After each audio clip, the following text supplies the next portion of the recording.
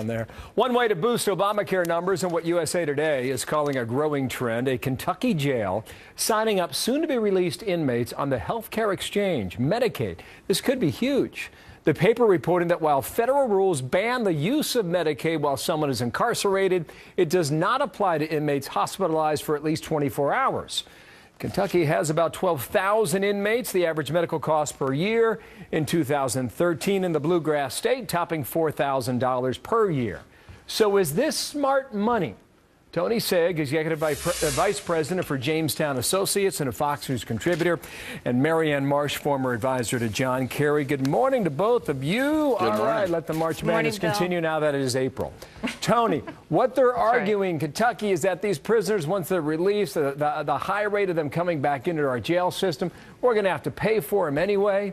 Whether it's the right pocket or the left pocket, eventually they're going to get money for health care and health services. Yes. So you get them on the front end and help them out now. Right. What do you think of that logic? Yeah, this is the April madness, as we learn every day, it seems, another loophole of Obamacare making absolutely no sense. Look, the moral and the political argument for this is ridiculous. The fact that you are putting on the same level a working poor person who needs to benefit from the expansion of Medicaid and an inmate who breaks the law and for whom crime pays by giving them Medicaid benefits at taxpayer expense for life is ridiculous. But so are the economics. All you're doing, Bill, is transferring the burden, and this is what's said by Democrat former Senator Kent Conrad, who was the budget chairman for quite some time in the Senate. He called this a scheme because all you're doing is transferring the burden from the local municipalities in the states to the federal government as a payoff by the Obama administration to get them to enroll their felons, their convicts, their inmates, their captive audience into Obamacare. They're paying 100% of those benefits if you do so from federal tax dollars. That's ridiculous, and that's unfair to every taxpayer. Marianne, you're a taxpayer. Is this a crazy idea? No, everyone's paying 1, 2, or 3 times in the system now, and facts are stubborn things. The fact is taxpayers are covering already the incarceration and health care costs for prisoners. They're paying for Medicaid, and by the way, if you have health insurance and they go to an emergency room, or anybody else for that matter, without health care, then you're paying for that in higher rates. So that's the fundamental unfairness here. What is fair is to fix the problem, not demagogue it. Some would consider the unfair. Hang on one second. Yeah, Tony, some would consider the unfair argument here is that they can't get health care because they can't afford it, but you're giving it to an inmate.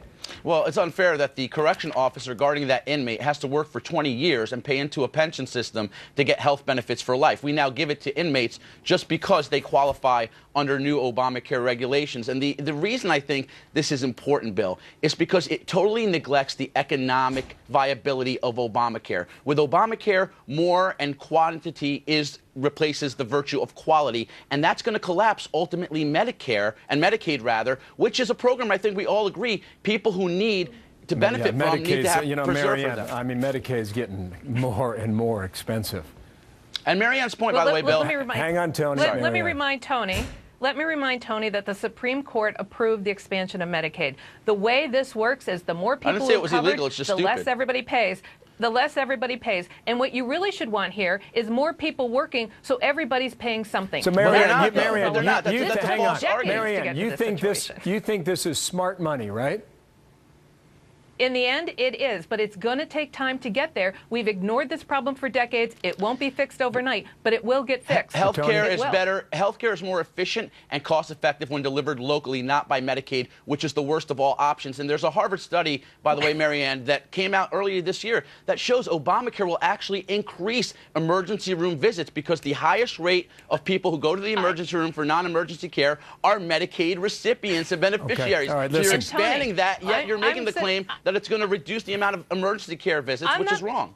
You know what, Tony? I'm not making a claim. I'm sitting in Massachusetts. Yes, where Harvard is, and we've had this program for years. It works. The cost of health care in Massachusetts is coming down. Increases are slowing. And if everybody participated in the country who did this, is like the rest of America? All these Republican governors who are saying they're tough on taxes, tough on crime, but they're hitting their taxpayers 2 and 3 times, that's not fixing a problem. I love this debate. It's really good. Hang on. It's really good. Right next to you. It's really important, but we must debate this comment, too, from Sunday. Nancy Pelosi, go.